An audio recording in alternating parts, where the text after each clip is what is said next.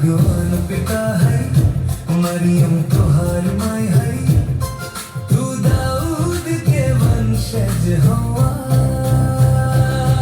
तू काम के बाड़ू प्रभु, तू काम के बाड़ू, 40 दिन तक उपवास कइले। तू काम के बाड़ू प्रभु, काम के बाड़ू, समुंदर में तैरत रहले।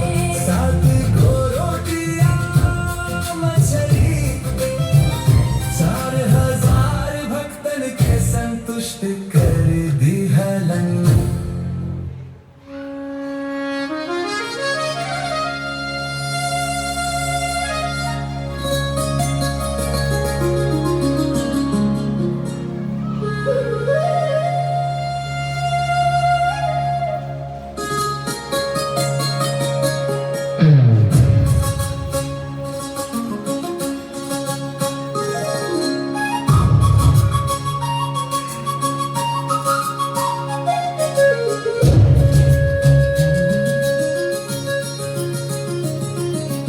ईसा हमार दया के सागर,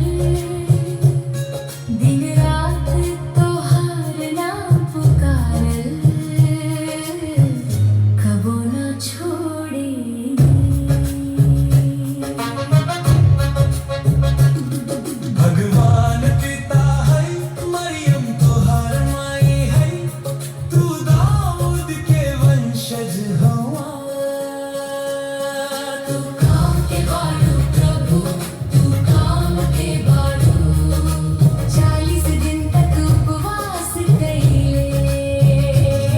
तू काम के बाड़ू प्रभु, तू काम के बाड़ू, समुंदर में तैरत रहले। 7 गो रोटियां मछली,